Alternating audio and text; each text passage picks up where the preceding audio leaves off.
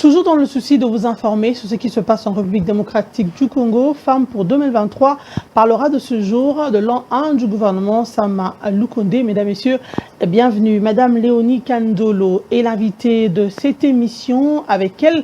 Nous allons aborder quelques aspects des missions assignées au gouvernement d'Idoraos. Bonjour Madame. Bonjour. Et bienvenue sur ce plateau. Merci de m'avoir invité. Ok. Alors d'abord l'écho de la centrale électorale où les femmes poursuivent les plaidoyers. Le mouvement Rien sans les femmes s'est rendu au bureau de la centrale électorale à la CENI, précisément auprès du président Denis Kadima pour déposer son argumentaire après la lecture genre de la loi électorale. Regardez.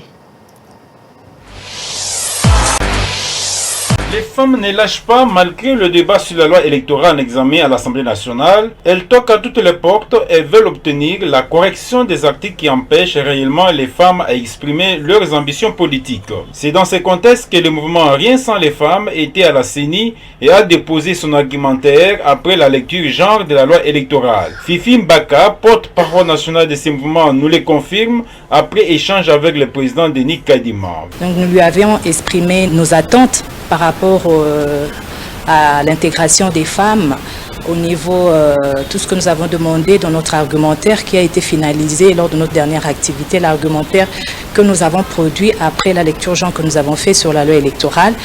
Et nous sommes venus le lui présenter pour qu'il puisse s'impliquer et qu'il puisse s'approprier cet argumentaire, car nous savons que la CENI est le conseiller du gouvernement en matière électorale.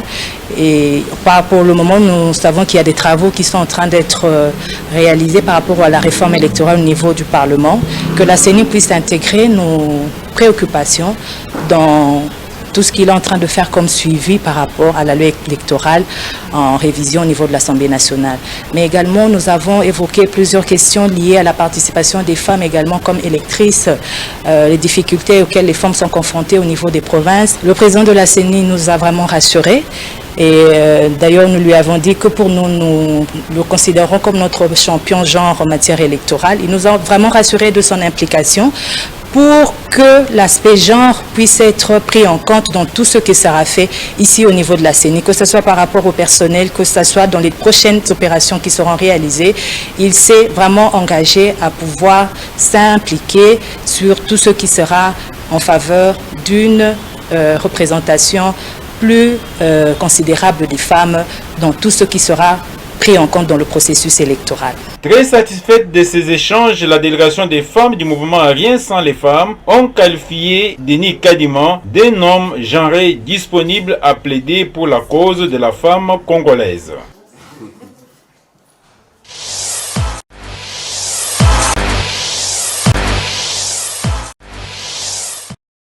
Alors, Madame Léonie Kandolo venait de suivre les femmes qui poursuivent leur plaidoyer.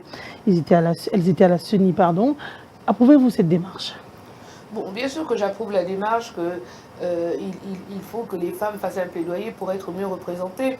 Ce que je regrette peut-être un peu, c'est qu'elles ne l'ont pas fait ensemble, puisqu'on a vu là, Rien sans les femmes, il y a le mouvement La Voix de leadership féminin, VLF également, Afia Mama, WILF et beaucoup d'autres organisations. Je crois que le plaidoyer aurait été plus fort si elles s'étaient toutes mises ensemble pour faire un et unique plaidoyer. Mais puisqu'ils poursuivent la même cause, ils ont peut-être des agendas un peu différents, et ils poursuivent la même cause, donc ça vaut la peine quand même. Oui, de toute façon, ça vaut toujours la peine d'essayer, mais en fin de compte, c'est le Parlement qui a le dernier mot, puisque c'est eux qui votent la loi. Et ils étaient également au Parlement, une certaine partie de femmes étaient au Parlement pour ce plaidoyer, et ils ont été rassurés par les élus qui vont comme voter cette révision. Non, ils ont été rassurés, ils ont présenté le plaidoyer à un groupe d'élus. Maintenant, l'Assemblée, ils sont 500 à voter. Donc, ce n'est pas du tout la même approche, mais il faut espérer que, bon, il y aura une meilleure participation des femmes, parce que ça dépend en grande partie des partis politiques. Hein. Ok, alors on va entrer dans le vif du sujet. Évidemment que les élections font partie intégrante de cette émission. L'an 1 du gouvernement Sama Lukonde, depuis le 26 avril dernier, le gouvernement d'Idoraos a totalisé 1 an. Alors, comment vous analysez, vous étudiez l'accomplissement ou l'action de ce gouvernement, notamment en ce qui concerne le rétablissement de l'autorité de l'État et la sécurité? D'abord, je vais dire que quand on emploie le mot warriors, il y a de très grandes attentes, parce que ce sont des guerriers, des combattants. Donc peut-être que le mot était très fort aussi, parce que bon, quand vous employez des mots très forts, on attend de très grandes attentes.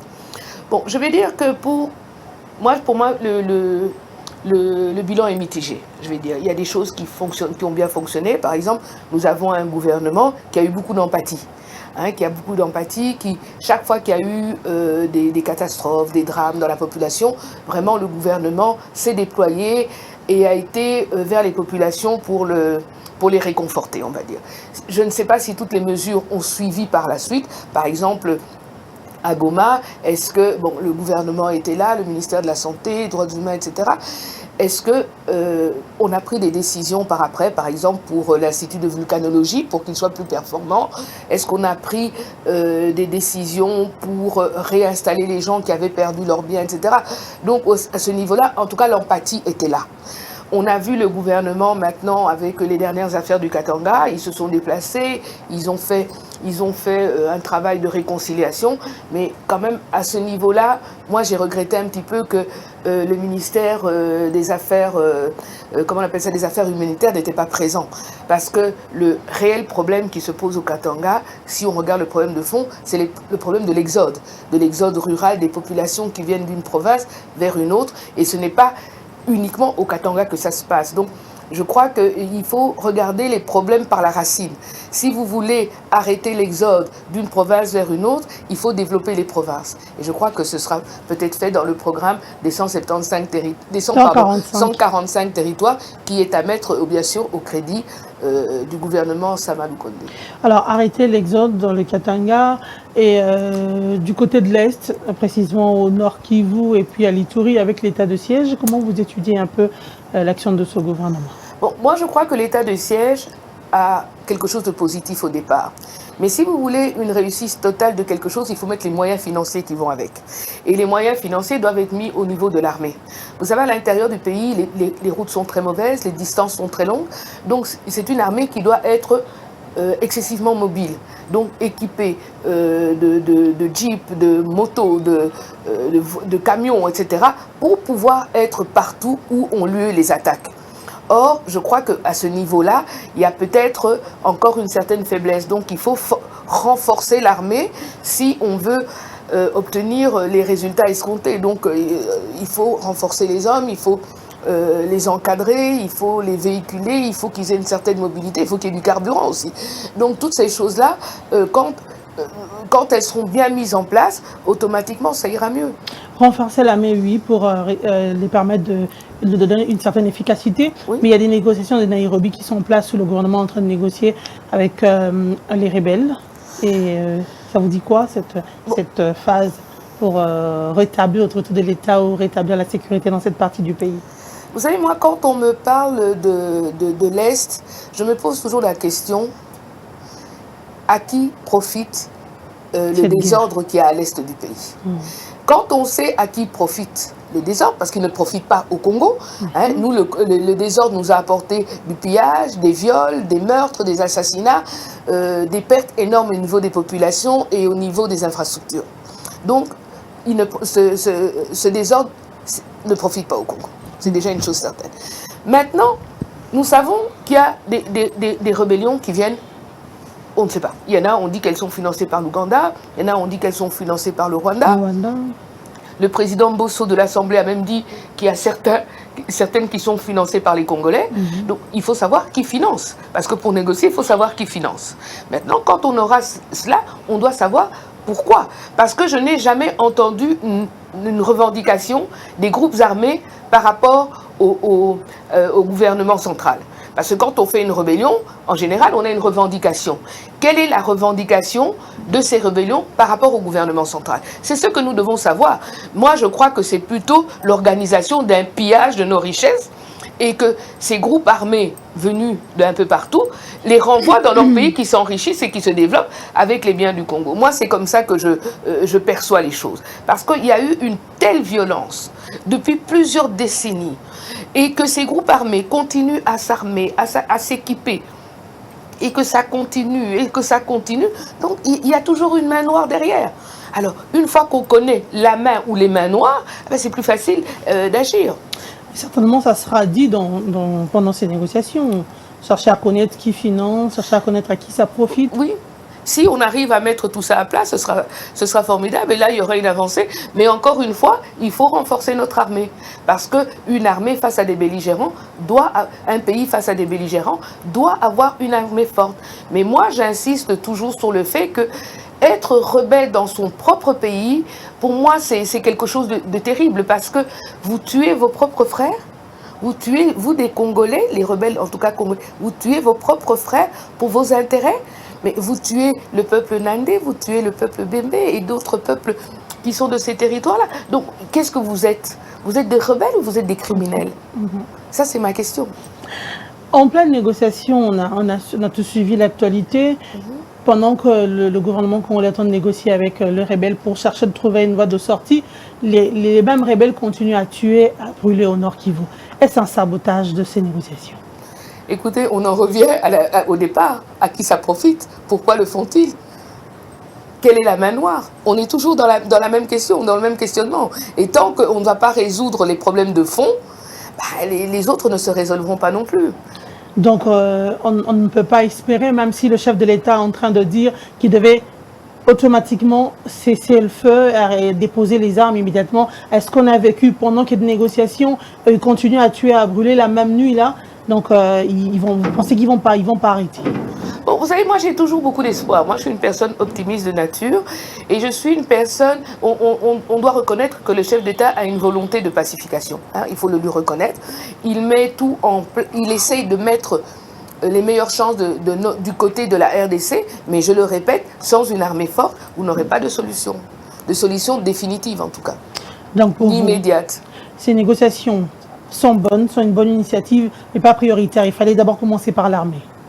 Bon, vous savez, moi je crois que négocier est toujours important. Hein, négocier, c'est toujours important. Vous pouvez faire les choses parallèlement. Vous pouvez négocier et renforcer votre armée. Et ça, ce serait, par exemple, ça se remarquerait dans le budget du gouvernement. Notre gouvernement, parce qu'on parlait du gouvernement Sama, quand on voit quand même les répartitions dans le budget, on voit que la majorité du budget va au fonctionnement des institutions. Or, nous sommes un pays qui est en état de conflit permanent.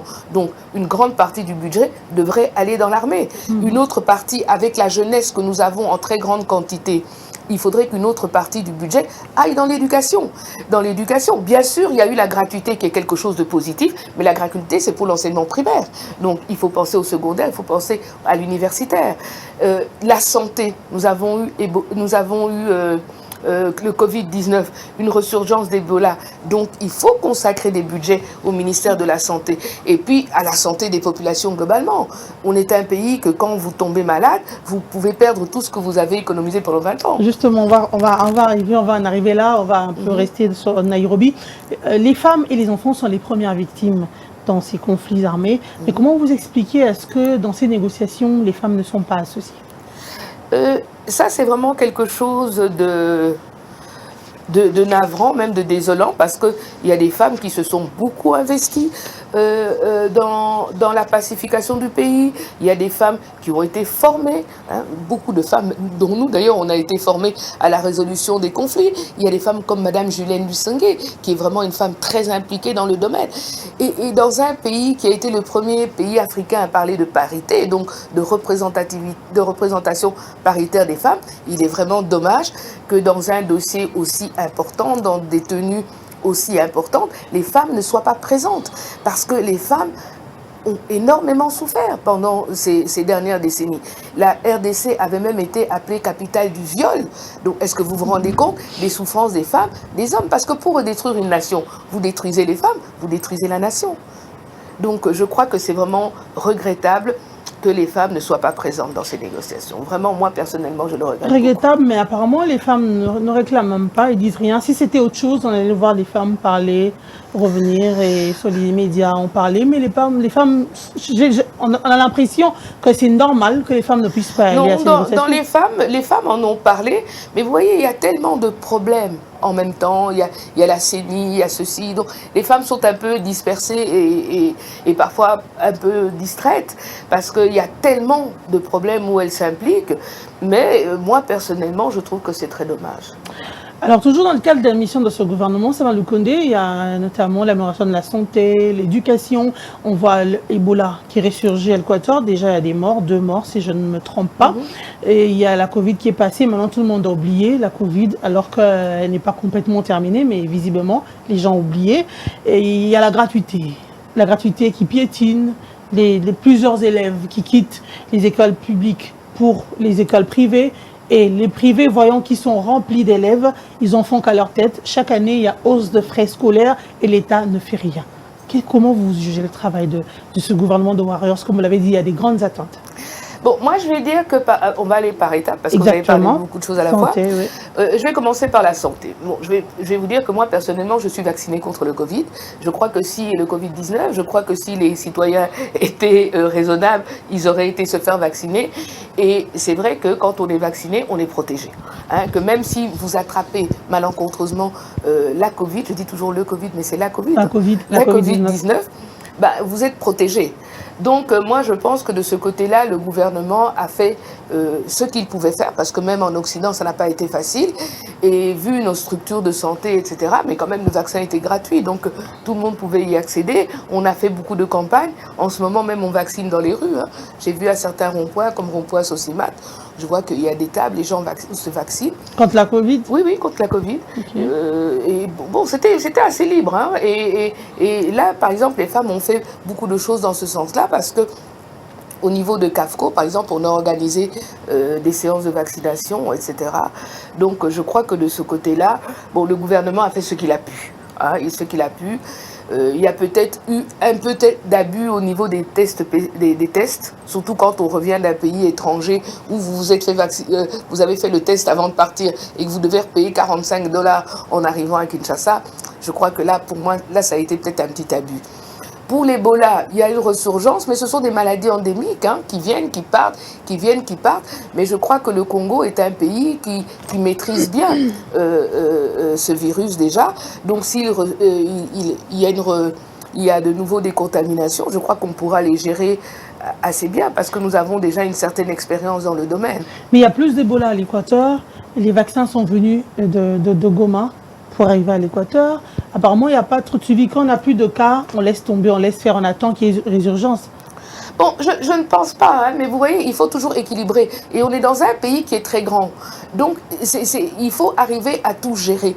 Oui, même des tout petits pays comme la Belgique ont des problèmes de gestion. Alors imaginez des pays continents comme les nôtres, et avec des infrastructures qui sont beaucoup plus faibles aussi, hein, et peut-être moins de personnel également. Mais je crois quand même que de ce côté-là, nos gouvernements font des efforts.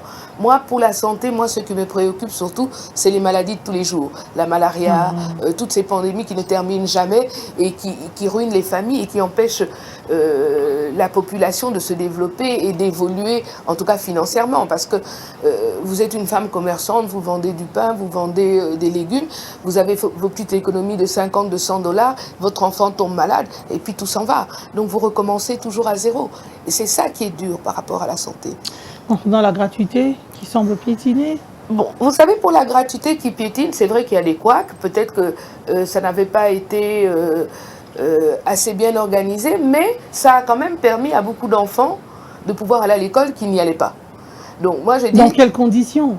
Oui, d'y aller déjà. Vous savez, c'est un état d'esprit d'aller en classe. Quand vous êtes un enfant, que vous voyez tous les autres de votre quartier partir en bleu-blanc et que vous ne pouvez jamais y aller, croyez-moi, c'est difficile. Alors déjà, ces enfants-là ont pu aller à l'école.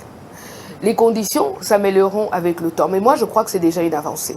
C'est déjà une avancée qu'on doit reconnaître. Il faut peut-être mieux la réfléchir, il faut peut-être un meilleur encadrement. Mais vous savez, pour ceux qui ont accès pour la première fois à l'école, parfois ils ont 9 ans, c'est quelque chose d'extraordinaire. Et moi, je crois que ça va donner des ouvertures, ça va donner des espoirs à des parents qui ne pouvaient pas les mettre, et surtout aux enfants. Et l'État devrait voir du côté des privés, parce qu'il y a plusieurs parents qui ont pris leurs enfants des écoles publiques pour les mettre dans les écoles privées en disant que les écoles publiques sont maintenant trop remplies, on peut avoir 60 élèves dans une même classe, alors c'est difficile d'assimiler la matière, ils emmènent dans les écoles privées, arrivés dans les écoles privées et les promoteurs font ce qu'ils veulent. Chaque année, il y a 100 $ de plus pour le Minerva. Chaque année, il y a 50 $ de plus pour les frais scolaires. Vous voyez un peu cette situation. L'État ne devrait pas avoir de ce côté-là des privés aussi, essayer de réglementer, puisqu'ils sont sur le sol congolais. Non, je ne pense pas, parce que même en Occident, hein, vous avez des écoles privées avec des prix exorbitants, hein, parce que justement, ils sont privés.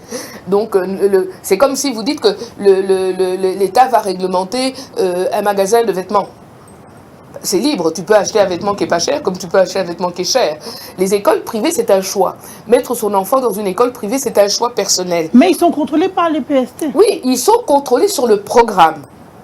Sur le programme qu'ils enseignent, pas sur le coût. Vous savez, il y a des écoles privées en Occident qui coûtent 2-3 000 $ par trimestre. Ça existe. L'État vérifie si vous suivez le programme de l'État. C'est ça le travail de l'État au niveau de l'enseignement. Dans l'enseignement privé, l'État ne contrôle pas les minervales qui sont demandées. Parce que ça, c'est au libre choix des parents. Bien sûr, dans des pays comme les nôtres, où parfois on a vraiment des obligations, il y a le choix. Si vous en avez les moyens, vous donnez le meilleur à vos enfants. Mais comme je le dis, la gratuité va se mettre en place petit à petit, parce que bon, c'est vrai qu'on a déclaré la gratuité en une fois, donc les écoles ont été débordées, mais avec tous les programmes qui sont mis en place, notamment le programme des 145 territoires, nous allons voir le nombre d'écoles et de classes se multiplier, donc les choses vont se dégager petit à petit. On va parler du social. Oui. L'eau et l'électricité est très difficile dans tous les quartiers de Kinshasa. Chaque jour, les denrées alimentaires, le prix hausse, prennent de l'ascenseur. Le ministre de l'économie est parti. Les choses sont pires. C'était pas la personne le problème. Bon, l'eau et l'électricité, je vais vous dire, ça c'est le casse-tête. C'est le casse-tête de tous les Kinois, ou même de tous les Congolais. Hein. Bon, on va parler de Kinshasa parce que nous sommes à Kinshasa. Mais c'est vrai que c'est un casse-tête. Ça devient vraiment quelque chose de pénible parce que, bon, au début, on s'est dit on va mettre des hydroforts pour avoir de l'eau, de la pression. Maintenant, quand vous avez un hydrofort, vous n'avez de toute façon pas d'électricité. Donc, c'est assez pénible. Mais je crois aussi que c'est dû à nous-mêmes les citoyens, en grande partie. Par exemple, vous êtes dans un quartier, moi j'ai parlé de mon quartier, hein, je vais parler de ceux que je connais. J'habite à ma campagne, donc normalement, vous avez des parcelles avec 10 personnes maximum, n'est-ce pas? Maintenant, il y a eu des morcellement. Dans une parcelle où il y avait 10 personnes, on a morcelé, et le monsieur construit un immeuble. Un immeuble de 5 étages, avec 5 étages, au moins 10 appartements. 10 appartements, ça fait au moins 50 personnes, n'est-ce pas? Donc de 10, vous passez à plus de 60 personnes, avec un immeuble où il y a des splits dans tous les appartements, dans toutes les pièces des appartements, où vous avez besoin donc d'énormément d'électricité. Bon, maintenant, où on ne peut pas leur donner de permis de construire, parce que ça déstabilise, ou alors vous donnez les permis de construire et vous demandez à la SNEL d'augmenter la capacité. Parce que exactement, donc toute la mutualisation de services. Voilà, mais maintenant, c'est nous aussi les citoyens. Parce que normalement, quand vous regardez dans un quartier résidentiel, vous ne pouvez pas construire une maison à 5 étages. Oui, il y a tout ça qui joue. Partout maintenant, dans tout le quartier résidentiel, ça pullule de partout, les immeubles. Mais oui, et c'est très gênant parce que quand tu as une piscine chez toi, les voisins maintenant voient dans ton jardin. Avec cette histoire de filmer tout le temps. Voilà, donc c'est quand même très désagréable. Tu es dans ton jardin et puis le voisin en haut, il te filme. C'est pas très agréable, toutes ces choses-là. Donc ça, je crois qu'il faut arriver à réglementer. Je crois qu'il y a des services, parce que quand on demande, quand on construit, il faut une autorisation de bâtir. Donc je crois que les gens au niveau de l'urbanisme doivent être plus regardants. Bon, on parle de l'électricité, mais c'est la même chose pour l'eau. J'ai parlé du quartier où moi j'habite, mais c'est la même chose à la cité. Regardez un peu les fils d'électricité, comment ils sont. Moi j'ai vu, quand il y a eu le grand problème à Matadi-Kibala, mais vous avez vu les installations électriques, c'est dramatique. C'est dramatique. Donc la SNEL est aussi responsable de tout ça. Parce que la SNEL, comment les gens peuvent tirer, tout le monde va chipoter dans les cabines, on ajoute, c'est un désordre, mais là c'est le désordre de l'entreprise.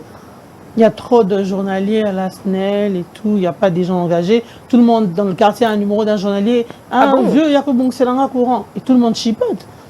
Écoutez, chez moi, je chipote pas, mais je sais qu'en général, à 8h du matin, 7h du matin, 9h au plus tard, le courant coupe. Donc maintenant, tu te dis, bah, on a fait contre mauvaise fortune bon cœur, on met du gaz, on fait la cuisine au gaz, parce qu'autrement, en charbon de bois, rien que pour l'environnement, c'est catastrophique, et pour ton portefeuille aussi, hein, parce que vu le nombre de sacs que tu devras acheter par mois, c'est terrible. Donc, en fin de compte, ça, c'est bon, je ne sais pas comment on ne prend pas de sanctions, comment contre, parce que quand même le PDG de la SNEL, il est là, bon, je n'ai rien contre lui personnellement, hein, mais il doit assainir la gestion de son entreprise. La même chose pour la régie des eaux. Parce que la régie des eaux, il y en a qui ont de l'eau, mais est-ce que l'eau est potable? C'est ça aussi le problème. En tout cas, l'eau n'est plus potable. Donc, vous voyez, on le voit. Voilà. Donc, vous voyez qu'il y a quand même beaucoup de problèmes. Hein. Mais ça, il y a un ministère de l'énergie qui doit agir. Donc, je crois que au niveau de l'exécutif, donc du gouvernement, il faut taper sur la table. Parce que toutes ces entreprises, elles dépendent du portefeuille de l'État. Donc, c'est à l'État de taper sur la table pour dire, non, mais maintenant, ça suffit. Trop, c'est trop. Donc, on va dire que le mot warrior, c'était un peu trop fort pour ce gouvernement Sama Lukonde, parce qu'il y a beaucoup de choses à déplorer. Bon, je ne sais pas si c'était très fort, hein, je n'irai peut-être pas jusque-là, mais les problèmes sont tellement énormes. Parce qu'il faut quand même se dire qu'on est dans un pays qu'on détruit depuis 60 ans. Vous voyez, si vous avez votre maison, que chaque année vous retirez une brique, au bout de 60 ans, vous n'aurez plus de toiture, vous n'aurez plus ceci, vous n'aurez plus cela. Et quand vous allez la reconstruire, vous ne la reconstruirez pas en 1 an ou en 6 mois. Donc, il faut tenir compte de tout ça aussi. Hein, il faut leur donner le temps, mais il faut aussi qu'ils aient un dynamisme et une volonté politique peut-être un peu plus forte. Il y a quand même des choses qui sont positives. Au niveau des affaires foncières, comment on dit ça? On va faire un cadastre numérique. C'est bien, parce qu'en fin de compte, le plus grand nombre de problèmes qui ont en justice, c'est les problèmes fonciers. Donc, si on peut avoir un cadastre numérisé, les gens ne seront plus trichés.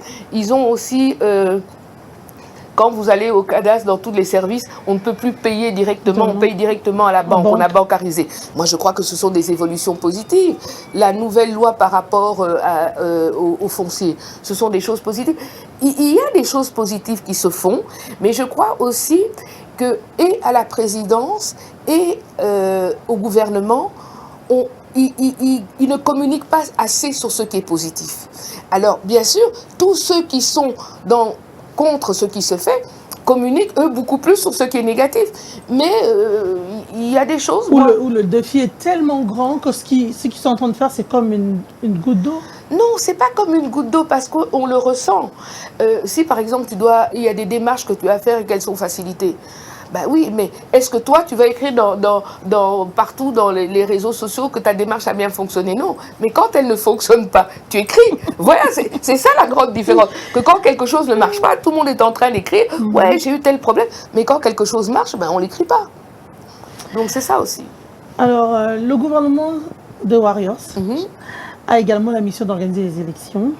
Déjà, on voit la CENI qui déploie les agences ça et là pour l'actualisation pour la cartographie et tout. Entre-temps, il y a l'identification qui doit être faite, mutualisation de services, ONIB, INS, CENI et tout, une mutualisation que la CENI semble n'est pas trop appréciée, où elle met en avant-plan ses contraintes. Est-ce que vous pensez qu'on peut avoir des élections sans cette identification? Ça, c'est une grande question, mais je crois que, bon, on pourrait faire les nouvelles cartes d'électeurs sous forme d'identification. Au lieu d'appeler uniquement ceux qui doivent voter, on peut appeler toute la population à se faire identifier. Moi, je crois que, comme vous dites, on peut mutualiser les choses. Mais moi, ma crainte est plutôt ce qui se passe au Parlement avec beaucoup de freins, de blocage. Et nous savons que s'il y a trop de blocage et que la loi ne passe pas pendant cette période-ci, on risque d'avoir un retard. Or, la volonté du gouvernement et du président de la République est que les élections aient lieu en 2023. Donc, je pense que tout doit se faire dans ce sens-là. Mais, parce que, vous savez, on refait les cartes d'électeurs chaque année. Mais on peut dire, au lieu d'appeler que tous les gens qui ont 18 ans ou qui auront 18 ans à la date d'élection, dire on appelle tout le monde, tous les gens de la commune. Donc, est-ce que ce serait tellement plus difficile? Bon, je ne suis pas technicien dans la matière, mais je me dis que ça pourrait être possible. Parce que, en fin de compte, c'est comme une carte d'identité, n'est-ce pas? Donc, ça pourrait se faire différemment. Alors, on va peut-être terminer par là. En quelques mots, le bilan du gouvernement d'union nationale est réellement d'union nationale, également un gouvernement de Warriors. Il est mitigé. Il est comment? Comment vous jugez ce bilan? Bon, union nationale certainement, parce que je crois que tous ceux qui sont dans l'union sacrée qui s'est mise en place, dans cette union, ils sont plus ou moins représentés. Bon, je pense qu'on ne peut pas toujours représenter tout le monde. Hein. Dans un pays où il y a 400 ou 500 partis politiques, c'est pas possible. Mais je crois qu'il y a une bonne représentativité. Les femmes ne sont pas représentées assez nombreuses. Peut-être qu'on aurait dû prendre plus de techniciens que de politique, parce que pour le moment, il y a quand même beaucoup de choses à faire qui demandent une expertise technique. Et là, peut-être se pose peut-être un petit problème à ce niveau-là. Hein, l'expertise technique, où ceux qui sont nommés doivent s'entourer de techniciens pour faire leur travail le mieux possible. Je pense également qu'il faut vraiment voir à la baisse du train de vie de l'État, parce que le train de vie de l'État est quand même très élevé. Quand les institutions, quelles qu'elles soient, hein, ce n'est pas seulement le gouvernement, prennent près de 60% du budget de l'État, ce n'est pas normal dans un pays où le budget est aussi faible, n'est-ce pas? Donc, il faut voir vraiment comment réduire le train de vie de l'État pour que cet argent soit reversé dans l'armée, dans l'éducation, comme on l'a dit, dans la santé, dans le social des citoyens. Je crois que c'est très important. Madame Léonie Kandolo, peut-être une dernière question. Si aujourd'hui vous devenez Premier ministre de la République démocratique du Congo, à quoi vous attaquerez en premier lieu avec votre équipe? Bien que vous aurez des missions. Si vous devenez Premier ministre aujourd'hui, sur quoi vous allez vous focaliser en premier lieu, tout en ayant des missions qui vous seront assignées, bien sûr? Moi, je crois que je commencerai par l'assainissement. L'assainissement et la corruption. Parce que on n'aura jamais un social qui s'améliore ou un budget qui s'améliore si nous laissons aller la corruption comme elle va. Et pour moi, la corruption, il faut aller plus loin que ce que dit l'IGF, dire voilà, un tel a détourné, un tel a détourné. Non, il faut sanctionner, juger les gens, les arrêter et confisquer les biens détournés. L'IGF n'a que le pouvoir du contrôle. Non, c'est ça que j'ai dit. Vous me dites si j'étais... Donc, je crois que je mettrais vraiment le dynamisme pour que ça s'arrête et qu'on confisque les biens. Parce que dire que quelqu'un a détourné 10 millions, 5 millions, 4 millions, mais s'il les garde, quel est l'intérêt? Donc, je crois que ce serait ça, parce que ça permettrait de renflouer les caisses de l'État et avoir encore une vision très forte par rapport à l'Est et par rapport au social. Moi, je crois que ce seraient les choses auxquelles je m'attellerais. Bon, je ne serai certainement pas Premier ministre le mois prochain, mais je crois que c'est une vision... C'est dans l'avenir. Oh, qui sait? Comme on dit, Inch'Allah, hein, personne ne sait de quoi est fait l'avenir. Mais je crois qu'il est très important de penser à la loi, au respect de la loi. Il ne peut pas avoir un pays qui se développe quand on ne respecte pas la loi. Or, les détournements publics, c'est vraiment une violation de la loi. C'est quelque chose que vous faites contre l'État et que vous faites contre les citoyens. Vous voyez le mal où jusqu'il va parce que vous tuez vos propres frères. Vous savez, les gens me disent toujours, oui, mais j'ai dit, mais l'argent qu'on a détourné, on aurait peut-être dû acheter des médicaments avec. Et maintenant, des gens sont morts parce qu'on a détourné de l'argent. Et je crois qu'il faut voir tous les drames qui se cachent derrière les détournements d'argent ou l'argent mal utilisé. Et je crois que ça, c'est quelque chose de très important. Merci à vous d'avoir répondu à nos questions. Merci à vous de m'avoir invité. Mesdames, Messieurs, Femmes pour 2023 est terminé. Nous vous annonçons déjà que ce 19 mai, l'IGF organise la 6e journée d'information, toujours dans le cadre de la lutte contre la prédation financière, la 6e journée d'échange citoyen. Cette fois-ci, ça sera avec les syndicats du secteur public. Merci de rester fidèles à cette émission et à très bientôt. Au revoir.